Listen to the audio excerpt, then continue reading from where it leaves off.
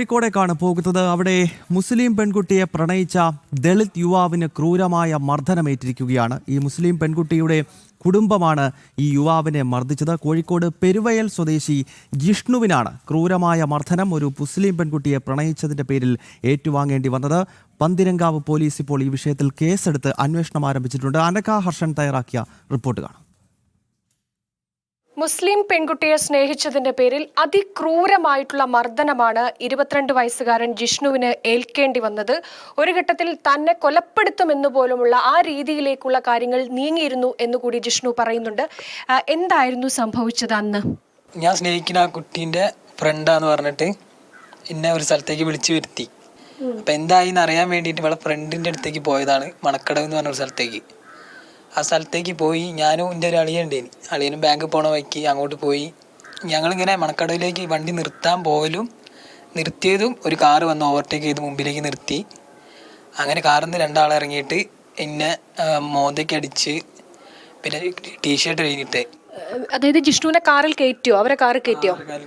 കയറ്റി പിടിച്ച് കാറിലേക്ക് ഇട്ട് എന്നെ മോന്തയ്ക്ക് അടിക്കലും കുത്തലും ഒക്കെ ഇതായിട്ട്. എന്തായിരുന്നു അവർ? ആരൊക്കെയായിരുന്നു? ഈ പെൺകുട്ടി മറ്റൊരു മതവിഭാഗത്തിൽപ്പെട്ടതാണ്. ആരൊക്കെയായിരുന്നു അന്നുണ്ടായിരുന്നത്? ഫാമിലി, ഓല ഫാമിലി തന്നെ. ഇപ്പ മാമന്മാരൊക്കെ അളിയനൊക്കെ കാറിൽ. അതിനുശേഷം അവരെന്താണ് ഈ മർദ്ദിക്കുന്ന സമയത്ത് എന്താണ് പറഞ്ഞിരുന്നത്?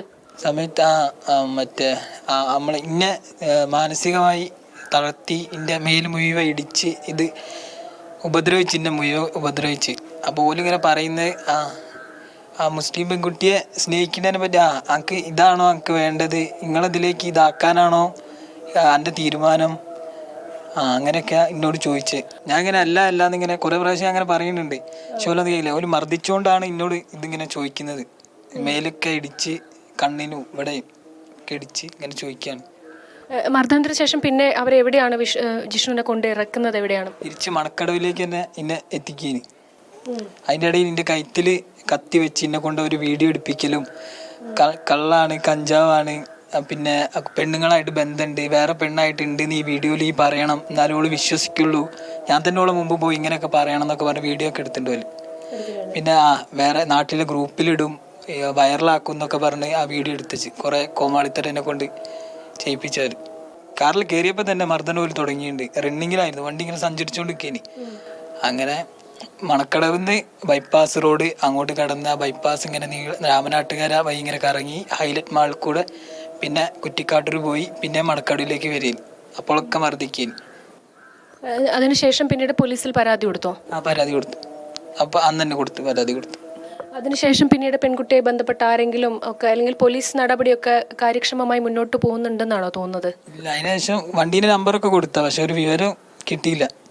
ഓല് നാട്ടിലില്ല അങ്ങനെയൊക്കെ പറയുന്നത്. എന്താ അറിയില്ല. ഇനി എന്താണ് ജിഷ്ണുവിനിപ്പം വലിയ ശാരീരിക ബുദ്ധിമുട്ടുകളൊക്കെ ഉണ്ട്. ഇനിയിപ്പം മുന്നോട്ടൊരു ഭയം ഉണ്ടോ? ഇനിയും ഇങ്ങനെ ആക്രമിക്കപ്പെടാനുള്ള ഒരു സാധ്യത ഉണ്ട് എന്നാണോ വിചാരിക്കുന്നത്? ഇനി ഓല് പറഞ്ഞിട്ട് ഇത് പുറത്ത് പറഞ്ഞാൽ പിന്നെ എൻ്റെ വീട്ടിലുള്ളവരെയും കുടുംബക്കാരെയും ഒക്കെ ഇങ്ങനെ ജീവിക്കാൻ സമ്മതിക്കില്ല, അങ്ങനെയൊക്കെ പറഞ്ഞു. ഈ പെൺകുട്ടിയുമായിട്ട് പിന്നീട് ബന്ധപ്പെടാനോ അല്ലെങ്കിൽ ആ പെൺകുട്ടിക്ക് ഈ ജിഷ്ണുവിനെ ഇഷ്ടമാണോ? അല്ലെങ്കിൽ പെൺകുട്ടി എന്നോട് മുമ്പേ പറഞ്ഞിട്ടുണ്ട്, ഇങ്ങനെയാണ് വീട്ടുകാർ പ്രശ്നമാണ് അങ്ങനെയൊക്കെ പറഞ്ഞിട്ടുണ്ട്. ഇന്ന 2 പ്രാവശ്യം മുമ്പ് ഇറങ്ങി വരാൻ നിന്നതാണ് പെൺകുട്ടി. അപ്പോൾ ഞാൻ പറഞ്ഞ് ആയില്ല, വീട്ടിലൊക്കെ സംസാരിച്ചിട്ട് ഇങ്ങനെ ചെയ്യാന്നൊക്കെ പറഞ്ഞ് 2 പ്രാവശ്യം ഞാൻ ഇങ്ങനെ പറഞ്ഞ് അങ്ങനെ പിടിച്ചന്ന് രാത്രി എനിക്ക് മെസ്സേജൊക്കെ അയച്ചിനി. തെളിവൊക്കെ എൻ്റെ ഫോണിലുണ്ട്. എൻ്റെ ഫോണൊക്കെ ഓല് തട്ടി പറിച്ച് കൊണ്ടുപോയി. ഒരു പിന്നെ തരില്ലാന്നൊക്കെ പറഞ്ഞു ഫോണ്. ഓക്ക് സമ്മതമാണ്, എൻ്റെ കൂടെ വരാൻ സമ്മതമാണ്. അതിന് സമ്മതിക്കേറ്റാണ് എന്നെ കൊണ്ട് അങ്ങനെ ഓളെ മുമ്പ് പോയി പറയിപ്പിക്കാൻ എന്നെ മർദ്ദിച്ച് ഇതാക്കിയത്. അതായത് ആ പെൺകുട്ടിയുടെ വീട്ടുകാർക്ക് മറ്റ് ജോലിയോ മറ്റു കാര്യങ്ങളോ ഒന്നും അല്ല പ്രശ്നം, ഇപ്പം മതമാണ് അല്ലെങ്കിൽ മറ്റു കാര്യങ്ങളൊക്കെയാണ് പ്രശ്നം എന്നുള്ളതാണ്. അതൊക്കെയാണ് ഓര് പറയുന്നത്. അന്യമതത്തിൽപ്പെട്ട സ്നേഹിച്ച്. എന്തായാലും ജിഷ്ണു നിലവിൽ ഈ സംഭവവുമായി ബന്ധപ്പെട്ട് പോലീസിൽ പരാതി നൽകിയിട്ടുണ്ട്. പോലീസ് കേസെടുത്തിട്ടുണ്ട് എന്നാണ് ജിഷ്ണു പറയുന്നത്. ഈ സംഭവവുമായി ബന്ധപ്പെട്ട് കൃത്യമായൊരു അന്വേഷണം ഉണ്ടാകണം.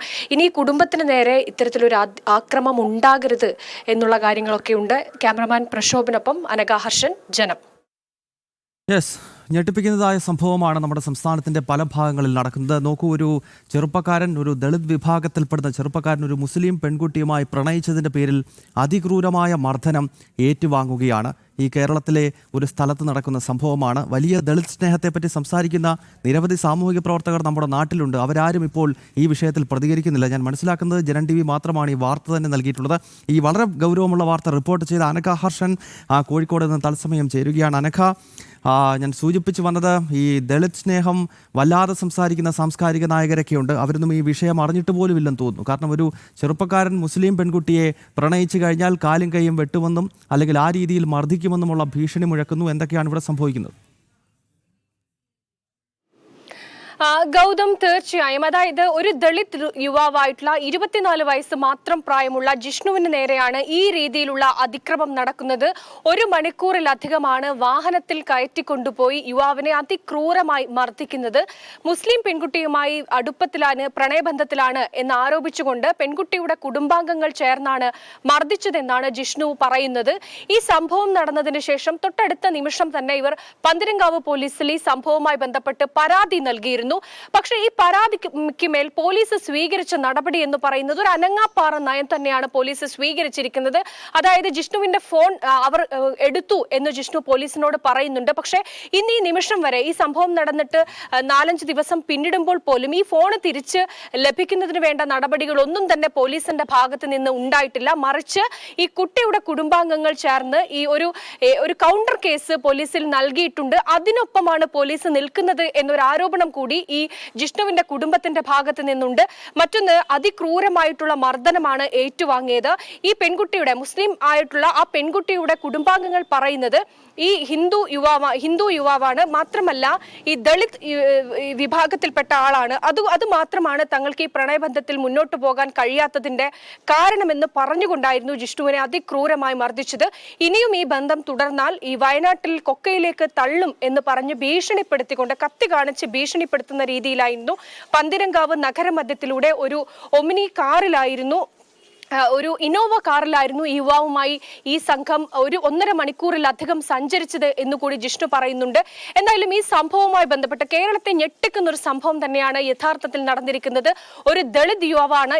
ഈ ദളിത് വർഗത്തിന് വേണ്ടിയും വിഭാഗത്തിന് വേണ്ടിയും ഒക്കെ കേരളത്തിൽ പല ഭാഗങ്ങളിൽ നിന്നും പല ഘട്ടത്തിലും നമ്മൾ ഉയർന്ന നിലവിളികളും മറ്റുമൊക്കെ കേൾക്കാറുണ്ട്. സാംസ്കാരിക നായകന്മാരുടെ പ്രസംഗവും ഒക്കെ ഉണ്ടാകാറുണ്ട്. പക്ഷേ ഈ വിഷയത്തിലേക്ക് വരുമ്പോൾ അപ്പുറത്ത് മറ്റൊരു വിഭാഗമായതുകൊണ്ട് തന്നെ ഒരു ദളിത് സ്നേഹവും പ്രകടിപ്പിച്ചുകൊണ്ട് ആരും ഇതുവരെ വന്നിട്ടില്ല എന്നുള്ളതാണ് വാസ്തവം. പോലീസ് പോലും സ്വീകരിക്കുന്നത് ഒരു അനങ്ങാപ്പാറ നയം തന്നെയാണ്. എന്തായാലും ഈ സംഭവത്തിൽ കൃത്യമായി തന്നെ മുന്നോട്ട് ശക്തമായ പ്രതിഷേധവുമായി മുന്നോട്ട് പോകും എന്ന് തന്നെയാണ് ജിഷ്ണുവിന്റെ കുടുംബം പറയുന്നത്. ഗൗതം. ഓക്കെ അനഘ, എന്തായാലും വളരെ ഗൗരവമുള്ള ഒരു വിഷയമാണ് ഇത്. കേരളത്തിൽ ആദ്യമായിട്ടല്ല ഇത്തരം സംഭവങ്ങൾ.